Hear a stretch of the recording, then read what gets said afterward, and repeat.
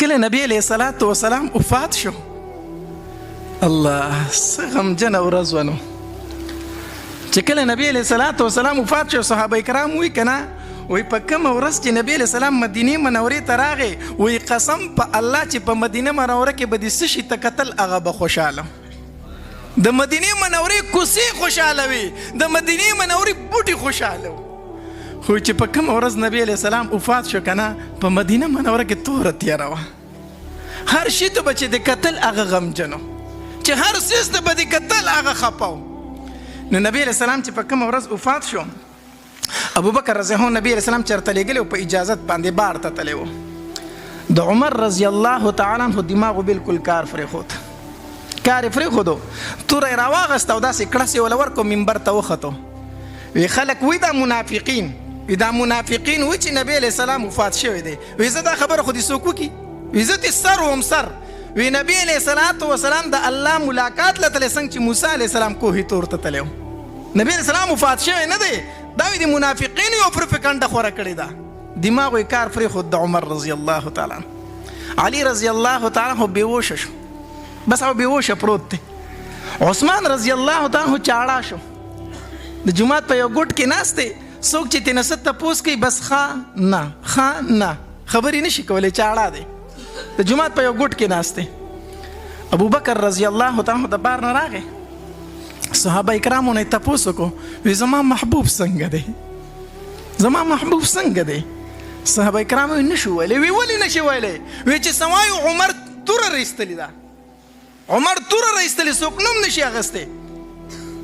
داریک ورغی او د خپلې لور کوټې ته ورغی، د عایشې بیبي، چې وایي کتل په نبي علیه الصلوۃ والسلام باندې څادر پروت دی، دا څادر یې دې اوچت کو او په نبي علیه السلام را پرېوت او په دې تندي ښکل کو.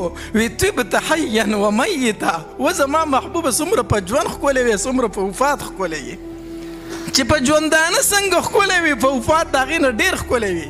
په دې تندي باندې نبي علیه الصلوۃ والسلام ښکل کو، علیه الصلوۃ والسلام یې په دې تندي ښکل کو او طبت حیا و میتا، څومره چې په مرګ به ژوند ښکلی وي، د هغې نه زیات په څه باندې ښکلی یي؟ په مرګ باندې ښکلی یي. او بیا بار ته راووتو مسجد ته، چې مسجد ته راووتو، عمر رضی الله تعالی عنه ته وی راکوز شه د منبر نه، وی نه کوزېږم، وی راکوز شه، وی نه کوزېږم.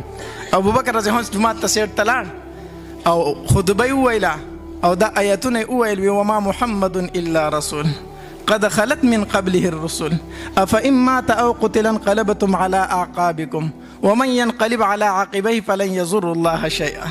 نبی علیہ الصلوۃ والسلام چې دا پیغمبر دی، بنده دی، د الله بنده دی او رسول دی، صرف باقی ذات هغه د الله ذات دی.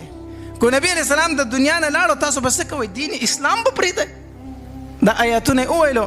عمر رضی الله تعالی عنه یوازې پاتې شو، ټول خلک لاړ، چا ته کېناستو؟ ابوبکر رضی الله. عمر رضی الله عنه فرمایي، وی قسم په الله په دغه ورځ باندې وی ما د آیتونه چې واورېدم، ما چې دا نن نازل شو، چېرته وی د ذهنه مې د آیتونه وتي وو، ما چې دا نن نازل شو. داسې د نبی علیه الصلوۃ والسلام سره د صحابه کرامو څه وه؟ مینه وه، عشق و. نو خبره مې دا کوله چې د داسې پروګراماتو مقصد او مطلب هغه د نبی علیه الصلوۃ والسلام سره څه پیدا کولی؟ عشق پیدا کولی، محبت پیدا کولی. ځکه بغیر د دین انسان مسلمان پاتې کېدی نشي چې د نبی علیه السلام محبت او مینه په زړه کې وینه.